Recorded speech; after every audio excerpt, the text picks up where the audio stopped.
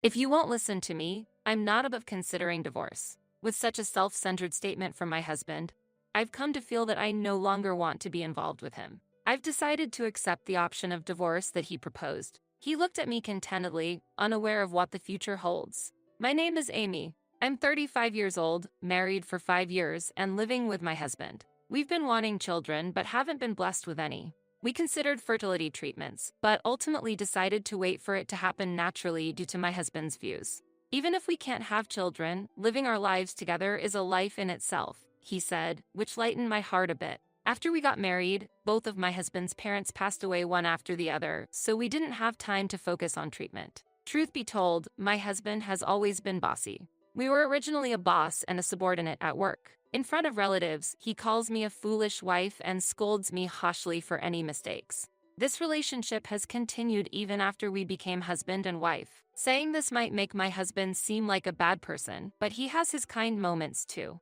When he was my superior, he would give me precise advice and guidance during work failures or difficulties, and he has thanked me for my efforts. One particularly memorable moment was when he encouraged me after I lost my beloved grandfather, which deepened our relationship and eventually led to our marriage. After marriage, I quit my job to become a housewife. Amy, I'm home. Welcome back. You must be tired. My husband comes home after 9 p.m. His responsibilities as a manager are heavy, and he works late almost every day. You've had a tough day again. Thank you for your hard work, I would say as I tidy up his clothes and socks. He sinks into the sofa, too tired to reply, and remains quiet. This has become his daily routine. I start preparing dinner so he can eat as soon as possible. Once the meal and a fork are ready, he silently begins to eat. After finishing his meal in about 10 minutes, he heads to the bath.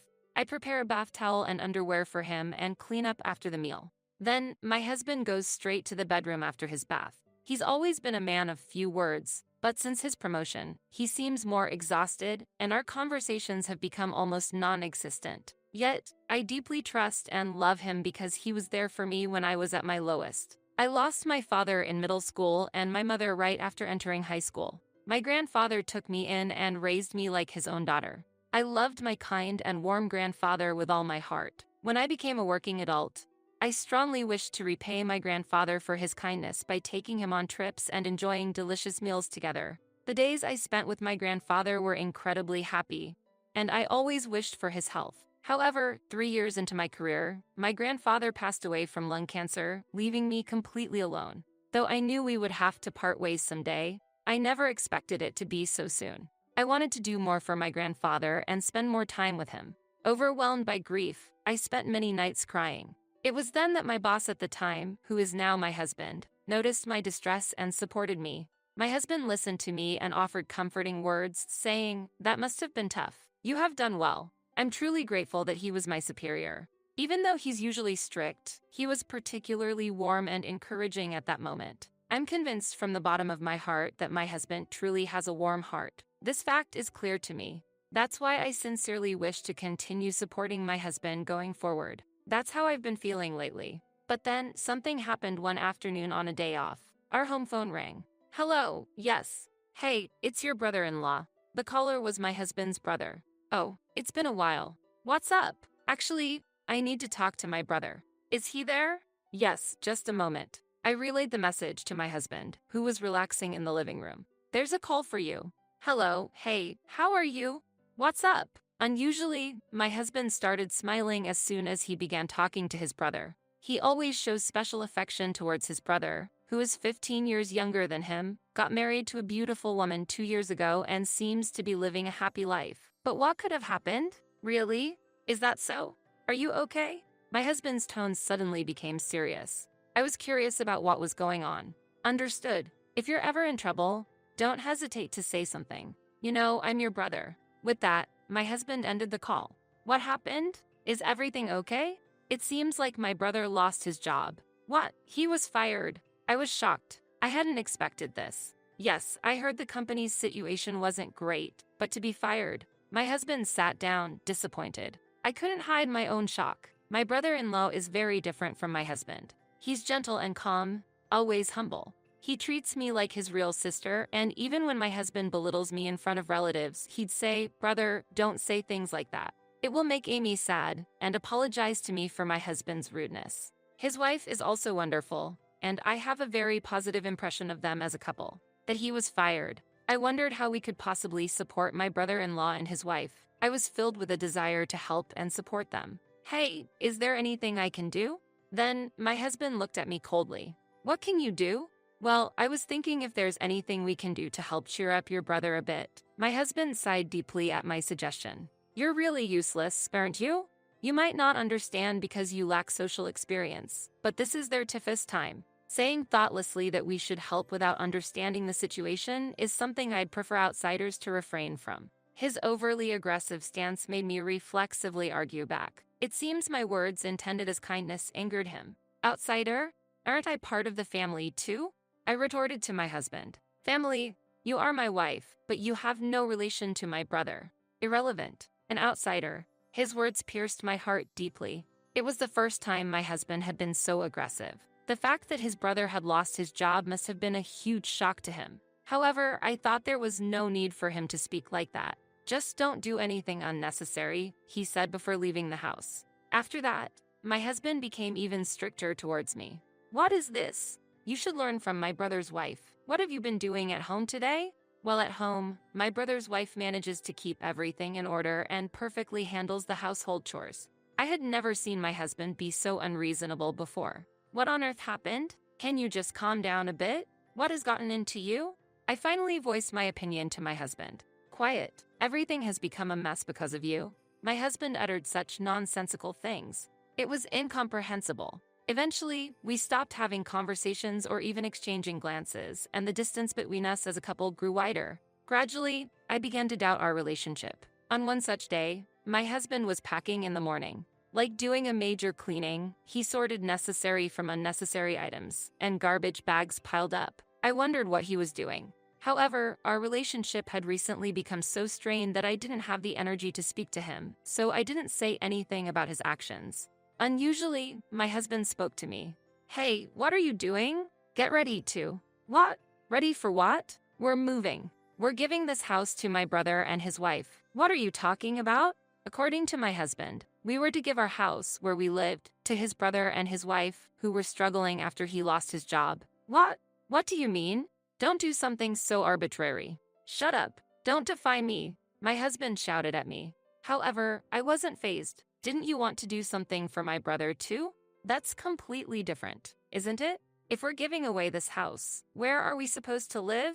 I asked my husband this question amidst my confusion. He replied nonchalantly, we can think about that later. What's important now is that my brother is facing a severe hardship. He needs the support of his brother right now. My husband was proceeding with things in a very self-centered manner, as if his decision was absolute. However, I knew that my brother-in-law was not the kind of person to kick us out and live in this house boldly. They are not like that.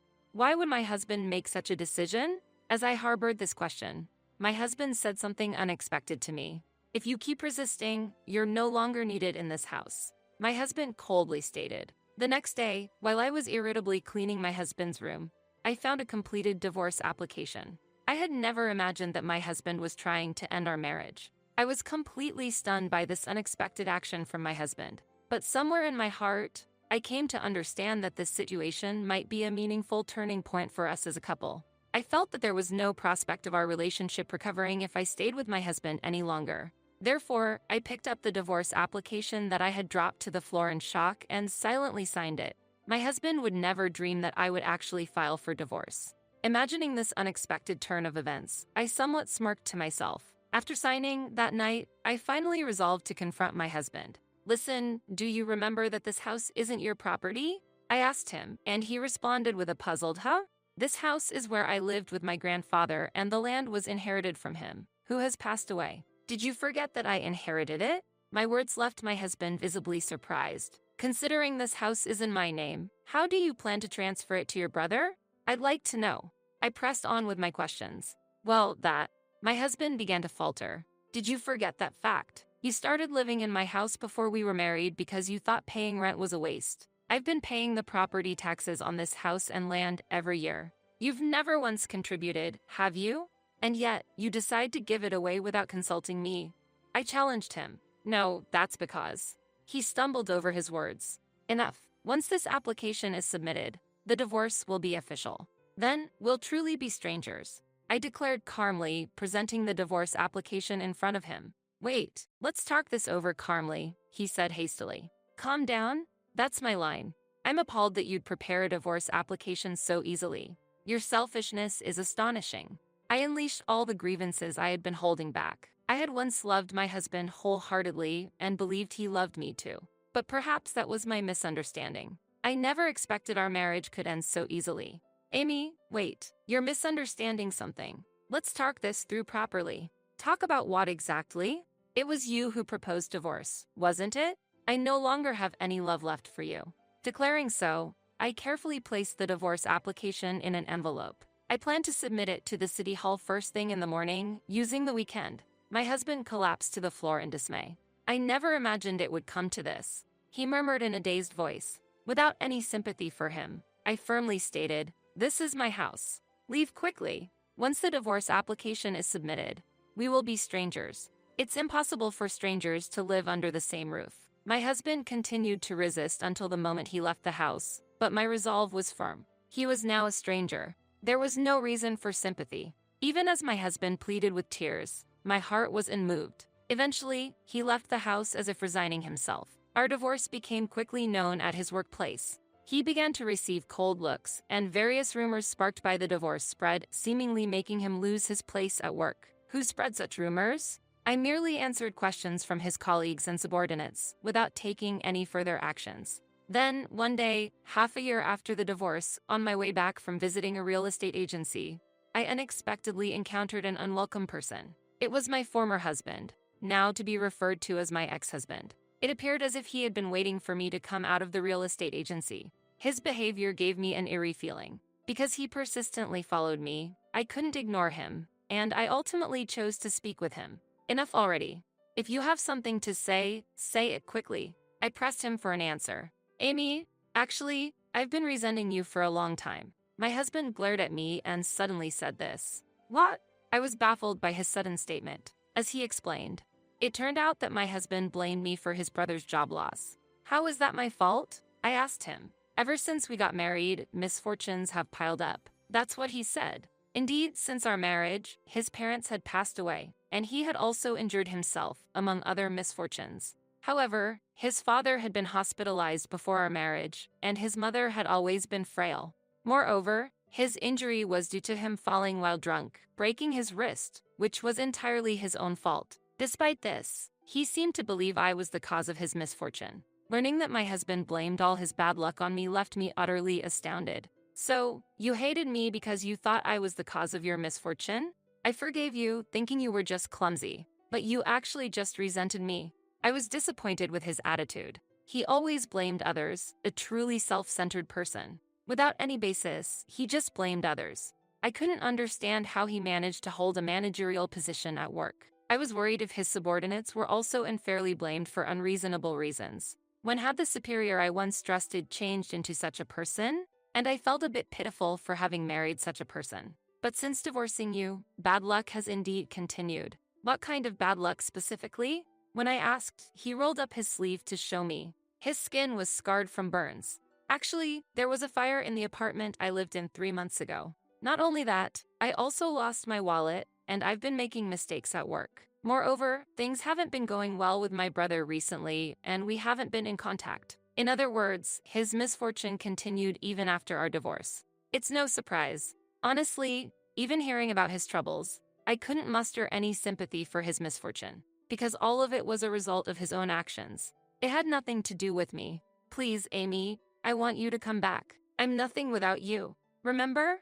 We were together as a couple, and when you were working as a salaryman, I supported you in many ways, right? And when your grandfather passed away, I was there to support you a lot, he said, trying to guilt-trip me. The misfortune you're facing is the result of your own actions, right? Why don't you reflect on yourself? You should really do something about your bad habit of always blaming others, I told him and walked away. Amy, wait, Amy, he called out, trying to stop me, but I pretended not to know him and disappeared into the crowd. About a week later, I received a call from the person who used to be my brother-in-law. Amy, I guess I can't call you sister anymore. Actually, I have something to talk about regarding my brother. According to my brother-in-law, the decision to give our house to his brother was made unilaterally by my husband. My brother-in-law and his wife knew nothing about the plan. My brother has always had a tendency to show off, and I've been worried about his personality for a long time. The way he treated you, Amy, was terrible, and it was painful to watch as his brother. He said, he truly was a kind-hearted person. I wonder why there's such a difference in personality between the brothers. I don't know if it's my place to say this, but I feel you made the right decision by divorcing. I hope you find happiness, Amy. Thank you so much. That means a lot to me. Later, I heard that my former brother-in-law fortunately found a job quickly and seemed to be managing to make ends meet. I was truly relieved. I've decided to keep some distance from my brother. It seems my brother-in-law had his own thoughts. He mentioned gradually reducing interactions with his brother, who was my ex-husband. This was why my ex-husband had lost contact with his younger brother. After the divorce, being distanced by his closest brother, my ex-husband found himself in a state of loneliness. I hope one day he can understand the consequences of his actions. Before that, I have to completely disappear from my ex-husband's life. On the day I encountered my ex-husband, I had just signed a contract with a real estate agent to rent out the house I inherited from my grandfather. The house was too large for me to live in alone. However, I couldn't bear to part with the house filled with memories of my grandfather. I hoped to let someone who wanted to live there use the house. I changed my phone number and address, cutting off all ties with my ex-husband. Life still holds many possibilities for me. After all, I am only 35 years old. My name is Lindsay. I'm a 29-year-old company employee, and this year means I'm getting older still.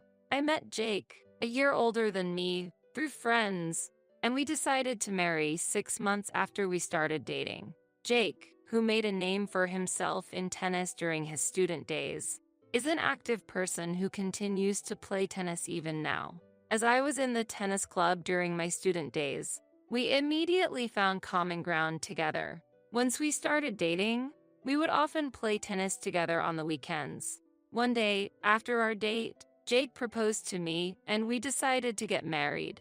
It's been almost 3 years since we got married. We don't have children, but we bought an apartment after getting married and have been living together ever since. Both of us work, and while we aren't struggling financially, we can't say that we're wealthy either. We're living a happy life. However, something happened between us that shattered my peaceful days. One day, Jake suddenly asked me to come to his parents' house.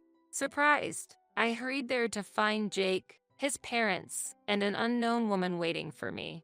As I struggled to understand the situation, Jake suddenly knelt down and said, "Lindsay, I'm truly sorry. The truth is, I've been involved with this woman here, Olivia. Last week, we found out that Olivia is pregnant. I feel responsible for her and the baby. So I think it's better that we separate. I'm sorry, but I want a divorce." Jake shocked me with this revelation.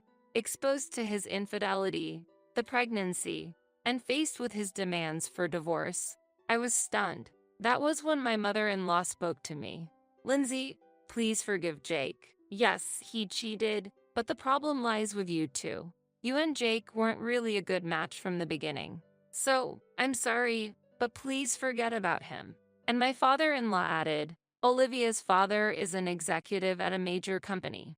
A man in a totally different position from someone like your poor father. I think you know who's more suitable for our son." I couldn't believe it. Jake's father belittled not only me, but also my father too. Normally, parents would put the blame on their son for cheating, but Jake's parents didn't seem to think that way. Instead, they seemed to think it was natural for us to divorce, and that their son had done nothing wrong. I took the divorce papers and said, "I understand what you all want to say. Being with people who have such warped thoughts might affect me too. I'm shocked at how you make it seem like I'm the villain despite Jake's infidelity. Don't worry, I'll file these divorce papers myself. I'll leave the rest to a lawyer."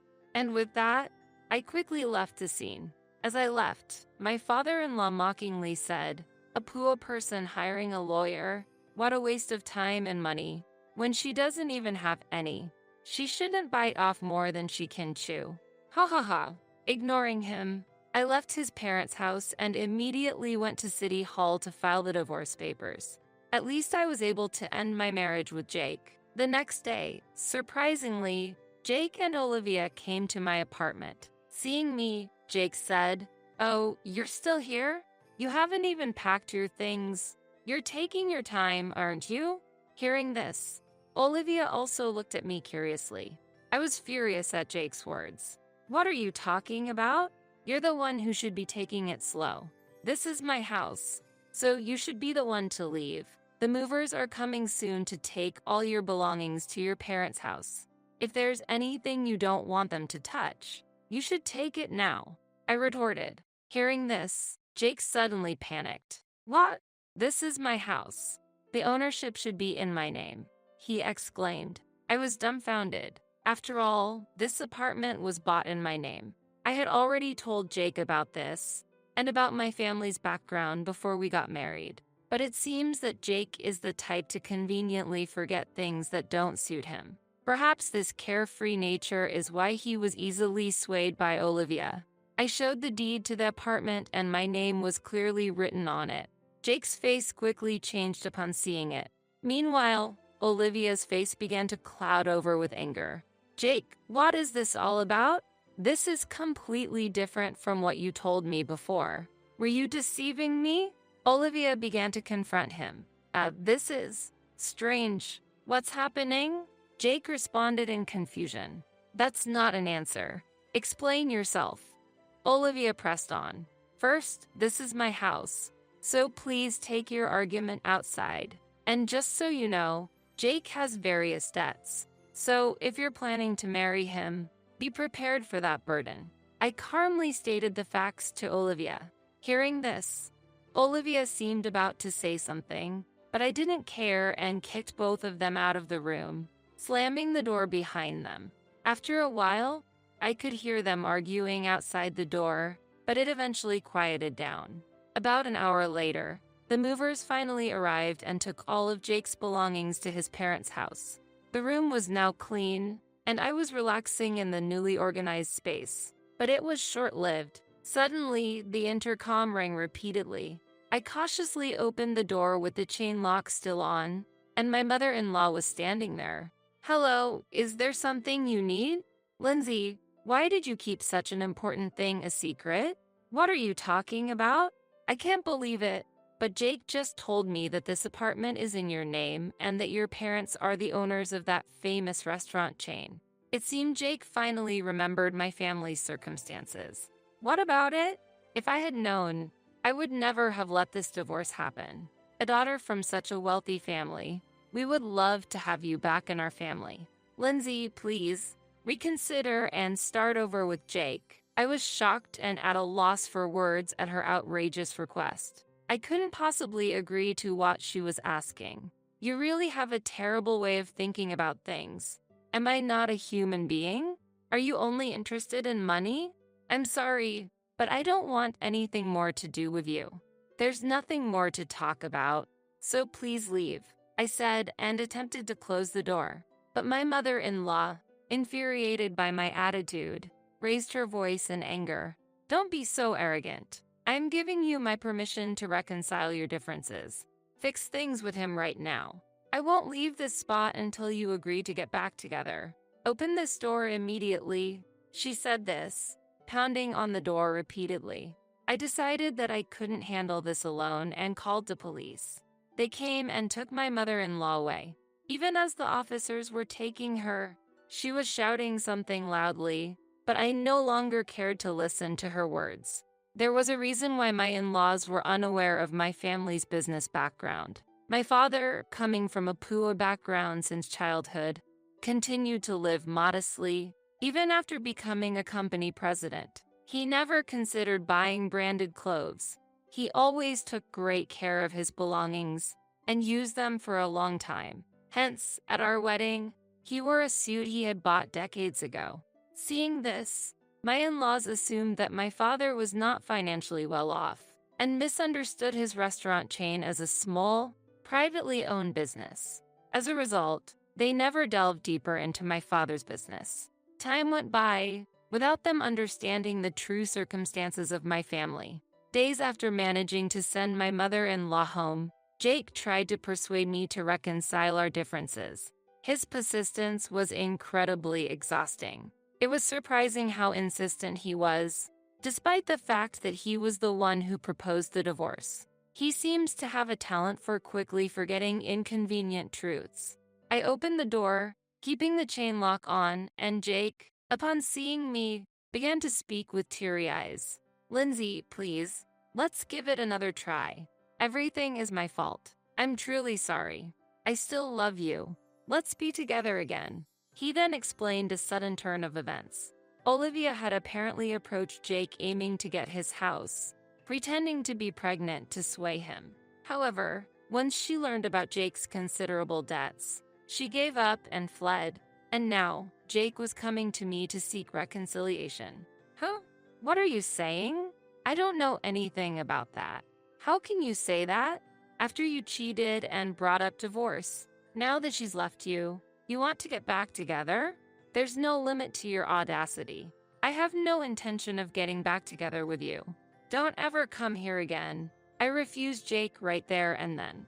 Surprisingly, he quietly left. However, this was not to be their last attempt. Days later, Jake's entire family unexpectedly showed up at my workplace. They were shouting, "Bring out Lindsay. Get that woman out here. We know she's here," causing chaos in the office and leading to the security guards being called. I stood there, dumbfounded by the situation. But they wouldn't have things their way any longer. I worked at the headquarters of my father's company, and that day, my father was also in the office. All of my colleagues also supported me.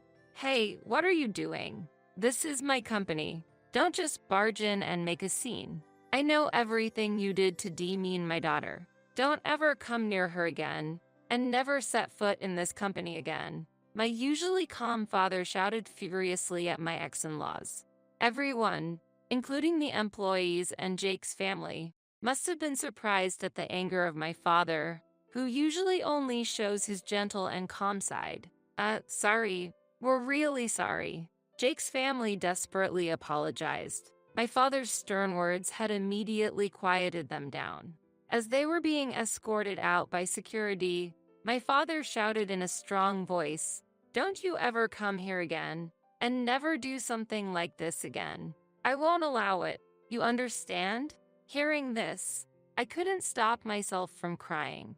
I felt a deep sense of gratitude that my father had gotten so angry for my sake. Later, through the company's legal advisor, I decided to seek damages from Jake's family. I sought damages for the divorce due to Jake's infidelity, for his persistent attempts at reconciliation after the divorce, and for the disturbance at my workplace. The total amount was substantial, and I eventually received payment from them. I also made them sign a written agreement promising never to come before me again. Jake's family's state of affairs rapidly declined thereafter. Chased by the money owed to me and Jake's existing debts, they ended up selling their home and moving far away. In town, the story spread that Jake had committed adultery, divorced his wife, and after being abandoned by his mistress, attempted to reconcile. Facing such embarrassment, they could no longer stay in this town. While I felt a bit of sympathy for them, I also knew that everything was a consequence of their actions, so it was clearly deserved. Jake's family never appeared before me again. Finally, I was able to resume my peaceful days. However, my father had harsh words for me as well regarding what had happened. He blamed me for not recognizing before the marriage that Jake was a person who would commit adultery and accrue debts. Certainly, while Jake was at fault, my lack of insight was also partly to blame. Unable to argue with my father, I felt disappointed and disillusioned with marriage. I felt that I needed to give my heart a break. However, about a year later, I decided to marry my colleague, Matt. Matt was sincere and earnest in his work, trusted by everyone. I was initially attracted by his personality, but as we started dating, I was also drawn to his lifestyle. His life was surprisingly simple. He never indulged in branded items, used everyday things for a long time, but generously spent money and spoiled me on dates. His behavior was very similar to my father's. My father, who usually saves money, would splurge on family trips, bringing us joy. I deeply loved and respected my father. Realizing Matt's actions were similar to my father's, I felt that I could be happy with him in the future. Therefore, I decided to marry Matt. I was worried about being scolded by my father for remarrying within a year of my divorce, but his reaction was surprisingly positive, probably because he had heard of Matt's reputation at work and knew of his character. There was nothing bad said about Matt, and from my father's perspective as the company president, Matt seemed to be performing exceptionally well. I feel confident that Matt will take good care of you, Lindsay, my father told me happily. Matt and I were happily married. Not long after our marriage, we discovered that I was with a child. The happiest person to hear this news was undoubtedly my father. I was so glad to see my father happy. Reflecting on my time with Jake, where we didn't have children even after 3 years of marriage, it seemed like a stroke of luck. Matt and I plan to take over the company in the future. We are currently learning the basics of management from my father. Although there are many challenges, we accept that they are our responsibility as successors, and we are working hard together. We believe that we will need even more effort for the sake of our upcoming child, despite all that's happened. I am now very happy. Together with my family, we intend to firmly support this company in the future.